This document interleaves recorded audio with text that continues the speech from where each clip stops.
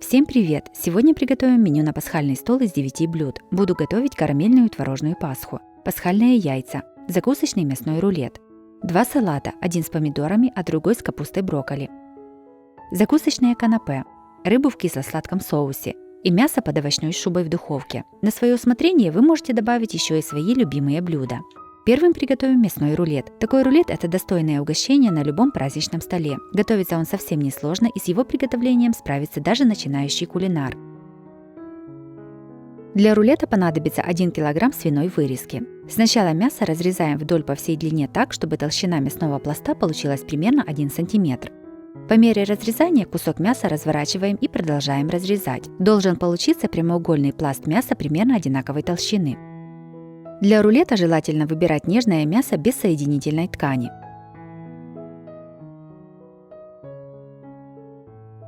Получившийся пласт мяса отбиваем молотком для мяса с одной стороны.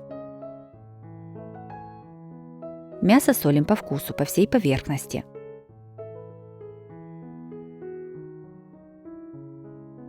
Хорошо перчим. Посыпаем 2 чайными ложками сушеного майорана.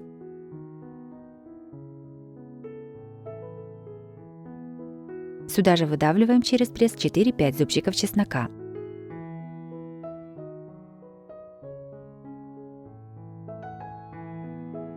Все приправы равномерно распределяем по мясу руками.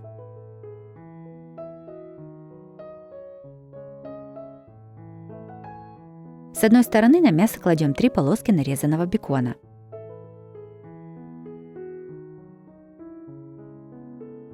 Мясо вместе с беконом сворачиваем в плотный рулет.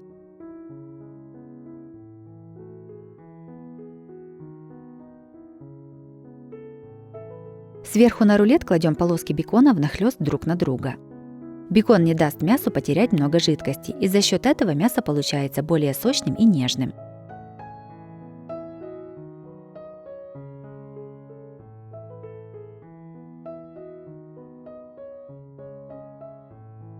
Чтобы рулет держал свою форму при запекании, перевязываем его кулинарной нитью. Вместо кулинарной нити можно использовать обычную хлопчатобумажную нить, сложенную в несколько раз.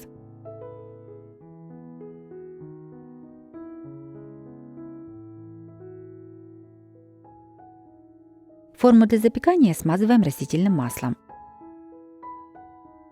В подготовленную форму перекладываем мясной рулет. Ставим в духовку, разогретую до 190 градусов. Килограммовый кусок мяса запекаем 60 минут. К каждым дополнительным 500 граммам мяса добавляем еще по 20 минут запекания. Готовый рулет вынимаем из духовки и даем ему остыть. С уже остывшего рулета снимаем нитки. Готовый рулет нарезаем порционными кусками. Праздничный мясной рулет получился аппетитным, красивым и очень вкусным. Нежное и сочное мясо прекрасно сочетается с приправами и пикантным вкусом чеснока. Обязательно приготовьте такой вкусный мясной рулет, он вкуснее любой покупной колбасы.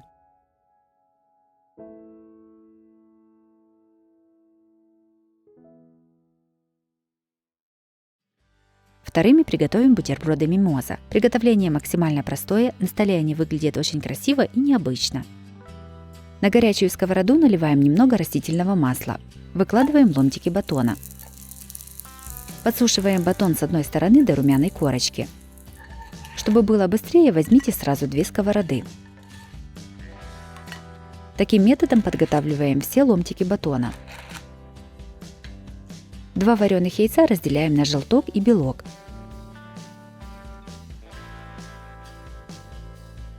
Белки трем на мелкой терке.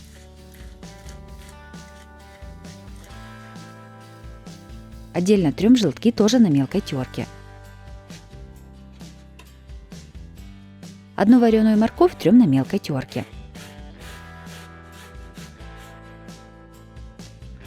В миску кладем 1 банку сардины без жидкости. Разминаем ее вилкой. У меня банка сардины весом 240 грамм. К рыбе добавляем тертую морковь и яичный белок. Заправляем примерно 2 столовыми ложками майонеза. Все перемешиваем. Начинка на бутерброды готова. Приготовленную начинку выкладываю на подсушенный батон. Бутерброды с начинкой кладем на блюдо. Этого количества начинки мне хватило на 16 ломтиков батона.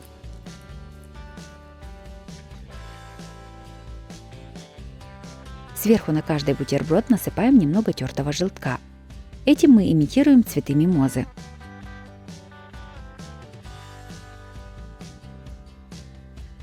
Украшаем небольшой веточкой укропа.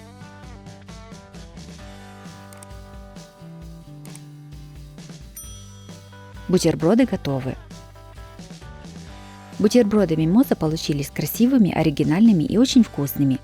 Готовится просто и быстро, с их приготовлением справится каждый. Третий приготовим карамельную творожную пасху. Этот рецепт настолько простой, что проще уже не найти, а вкус такой пасхи просто невероятный, оторваться невозможно. Для приготовления пасхи нам понадобится 150 грамм грецких орехов. Примерно треть орехов нужно пожарить, а остальные нам понадобятся для украшения. Высыпаем орехи в форму для выпечки или сразу на противень. Ставим в холодную духовку и включаем на 170 градусов. Жарим орехи 15 минут. Остывшие орехи чистим от шелухи. Подготовленные орехи измельчаем ножом. Теперь подготовим творожную массу. В миску кладем 600 грамм творога и наливаем 100 мл сливок или некислой сметаны. Все измельчаем погружным блендером. Должна получиться нежная масса без комочков. Творог обязательно должен быть не кислым и свежим, жирностью не менее 9%. В перетертую творожную массу добавляем 100 грамм мягкого сливочного масла и 250 грамм вареного сгущенного молока.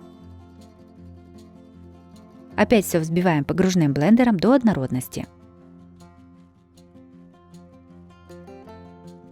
В получившуюся творожную массу добавляем уже подготовленные орехи. Все перемешиваем лопаткой или ложкой.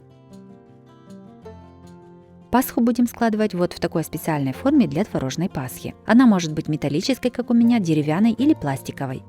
Высота моей формы и длина ребер у основания 12,5 см. Ставим форму на тарелку вверх дном. Застилаем ее марлей, сложенной в 2 раза. Для того, чтобы марлю красивее выложить в форме, ее нужно обязательно смочить водой и выкрутить. Марлю красиво распределяем по форме. Загибы стараемся укладывать по углам. Когда все подготовили, выкладываем творожно-карамельную массу. Сверху аккуратно накрываем оставшейся марлей. На творожную пасху сверху ставим маленькую тарелку и груз. У меня грузом служит тяжелая каменная ступка. Также можно поставить закрытую банку с водой. Вот в таком виде все ставим в холодильник примерно на 12 часов, чтобы стекла лишняя сыворотка. Моя пасха простояла ночь, вся лишняя жидкость стекла. Снимаем груз, тарелку и переставляем на сухую тарелку. Разворачиваем сверху марлю.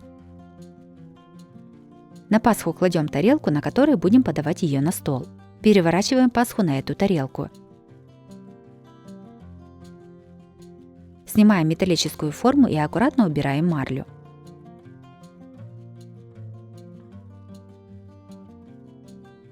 Пасха готова, осталось только украсить. Берем орехи, которые остались, и украшаем ими по низу пасху.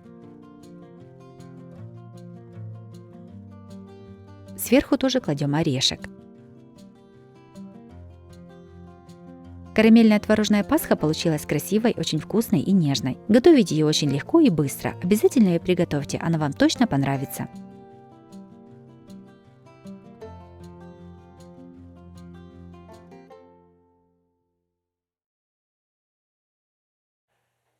Четвертый приготовим рыбу в кисло-сладком соусе. Готовится она очень просто и легко, получается вкусной. Самый обычный хек превращается в очень вкусное праздничное блюдо. Берем 1 кг филе хека и нарезаем его на порционные кусочки. Я его предварительно разморозила, очистила от внутренности и убрала кости. Также можно купить уже готовое рыбное филе. Сковороду ставим на огонь. Наливаем в нее 50 мл растительного масла, 120 мл соевого соуса. Кладем 10 грамм меда. Его можно заменить 1 чайной ложкой сахара.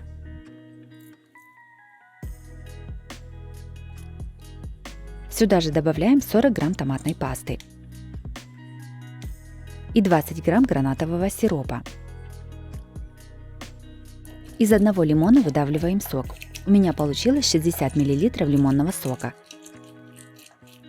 Его тоже выливаем в сковороду. Насыпаем 10 грамм молотой сладкой паприки. Все немного солим в зависимости от того, насколько соленый у вас соевый соус. Перчим черным молотым перцем. Все перемешиваем, доводим соус до кипения.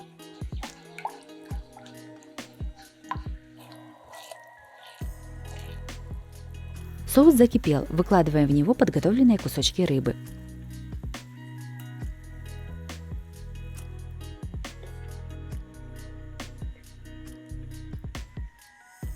Следим за тем, чтобы соус попал на каждый кусочек рыбы. Сковороду накрываем крышкой. Готовим рыбу после закипания на небольшом огне примерно 5 минут. Спустя 5 минут снимаем крышку и готовим еще 4-5 минут, чтобы соус немного загустел.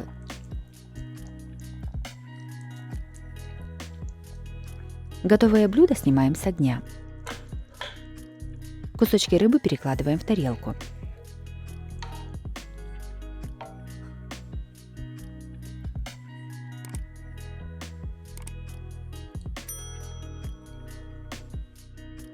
Сверху все немного поливаем соусом и подаем на стол.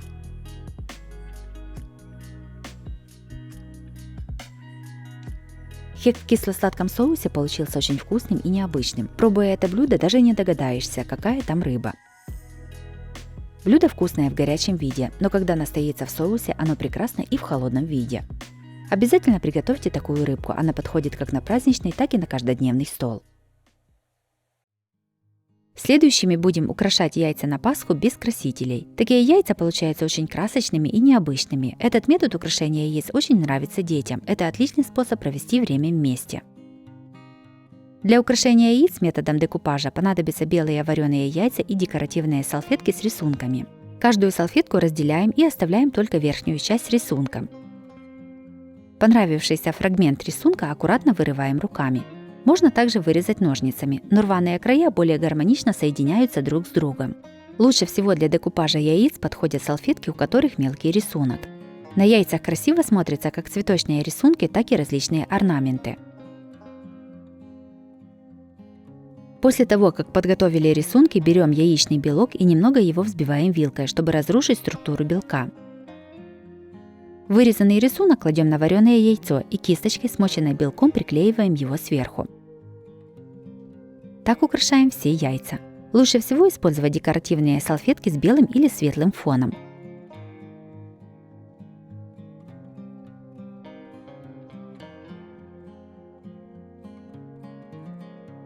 После того, как украсили все яйцо, кладем его на тарелку и даем ему высохнуть. Кроме того, можно украсить яйцо, завернув его полностью в салфетку. Для этого салфетку кладем на яйцо и начинаем наносить белок. Сначала с середины салфетки и продвигаемся к краям. Когда половина яйца будет уже украшена салфеткой, переворачиваем его в руку. Сводим все края салфетки вместе и отрезаем лишнюю салфетку ножницами. С этой стороны точно так же приклеиваем салфетку белком. Вот такие красочные и необычные получились пасхальные яйца. Обязательно их приготовьте, это очень просто и красиво. Шестыми приготовим легкие канапе. Колбасу режем тонкими пластинками или можно купить уже нарезанную. Небольшие огурчики нарезаем пластинками толщиной примерно 1 см. Сыр фета нарезаем кубиками размером примерно 1,5 см. Складываем канапе. На огурец кладем кусочек сыра. Пластинку колбасы складываем в 4 раза. Сверху на сложенную колбасу кладем маслину без косточки и скрепляем их шпажкой. На эту же шпажку накалываем кусочек сыра и огурца. По такому принципу складываем все канапе. Канапе получились очень вкусными и красивыми. Все ингредиенты отлично сочетаются между собой.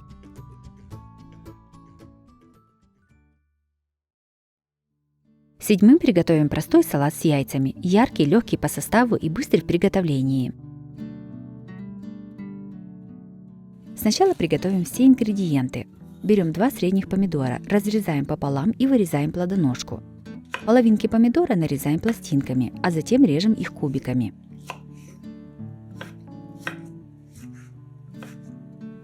«100 грамм сыра трем на крупной терке. Пучок петрушки мелко нарезаем ножом. Вареные яйца разрезаем вдоль на 4 части. Для салата понадобится 2 яйца. В миску кладем нарезанные помидоры. Добавляем полбанки консервированной кукурузы. Насыпаем тертый сыр. И кладем измельченную петрушку. Салат заправляем примерно 2 столовыми ложками майонеза и перемешиваем.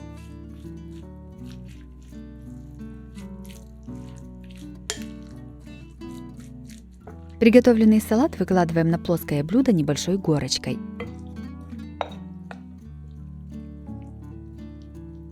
По бокам салат украшаем четвертинками вареных яиц.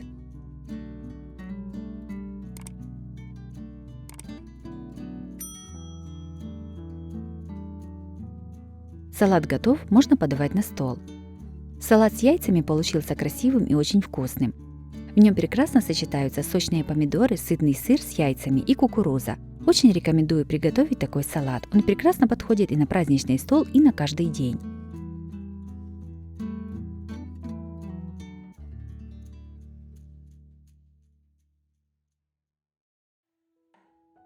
Восьмым приготовим быстрый салат с капустой брокколи. Приготовление максимально простое и с минимальным количеством продуктов. Капусту брокколи разрезаем на соцветия.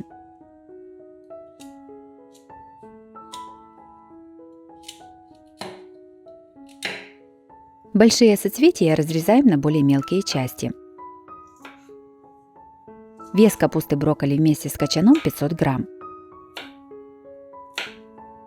В кипящую воду насыпаем примерно пол столовой ложки соли, перемешиваем. Сюда же кладем всю подготовленную капусту брокколи. Варим после закипания воды примерно 3 минуты.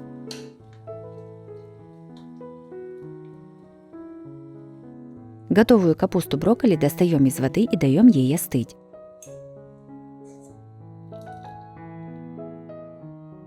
150 грамм помидоров черри нарезаем на небольшие кусочки. Также можно использовать обычные помидоры. 200 грамм сыра фета нарезаем небольшими кубиками. Вместо феты можно использовать брынзу или взять сливочный сыр и выложить его чайной ложкой. 200 грамм очищенных семечек насыпаем на сковороду. Немного обжариваем и снимаем с огня. На большое плоское блюдо выкладываем уже остывшую капусту брокколи. Равномерно распределяем по дну. На капусту выкладываем кусочки помидоров.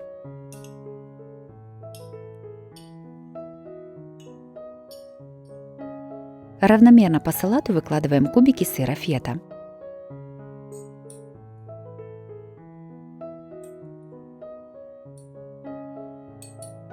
Готовим заправку для салата. В мисочку кладем 3 столовых ложки густого несладкого йогурта. Немного его солим. Перчим черным молотым перцем. Сюда же выдавливаем 1 зубчик чеснока. Все хорошо перемешиваем.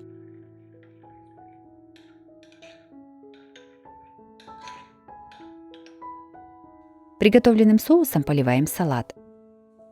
Удобнее всего это делать ложкой. По желанию можно приготовить соус на основе растительного масла.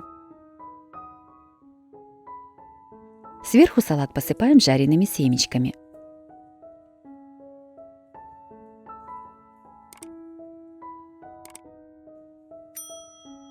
Салат готов, можно подавать на стол. Салат с капустой брокколи получился очень вкусным и ярким. Приготовление простое и продуктов минимальное количество. Такой салат отлично подходит для любого праздничного стола.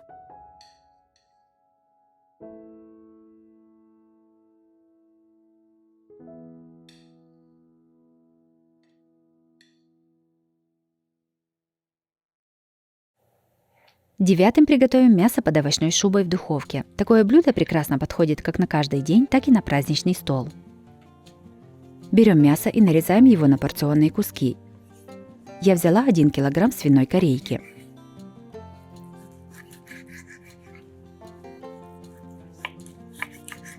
Каждый кусочек мяса отбиваем с 2 сторон молотком.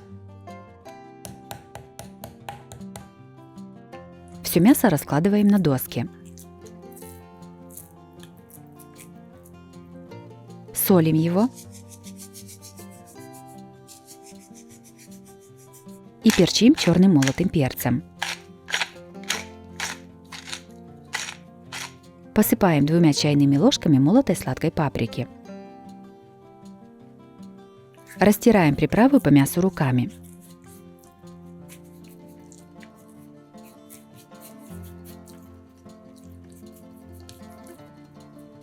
Одну-две луковицы нарезаем полукольцами.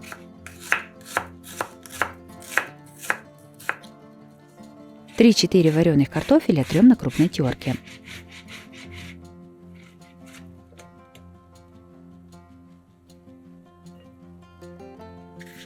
Два-три помидора нарезаем полукружочками.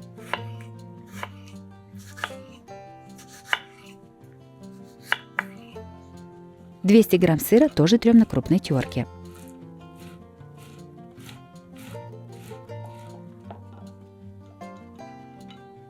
Большой противень смазываем растительным маслом.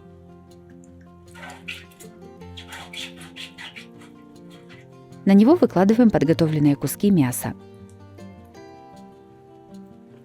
Мясо смазываем сметаной. Мне понадобилось примерно 150 грамм сметаны с жирностью 20%.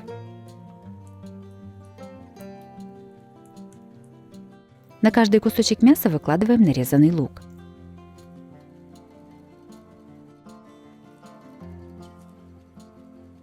На лук кладем тертый картофель. Равномерно его распределяем по каждому кусочку мяса. Сверху на картофель выкладываем кусочки помидора. Помидоры немного солим.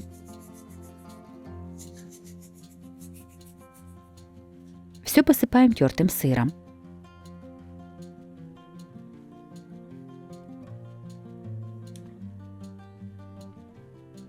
Мясо ставим в духовку, разогретую до 180 градусов, и запекаем примерно 30-35 минут. Блюдо готово. Перекладываем мясо на тарелку и подаем на стол.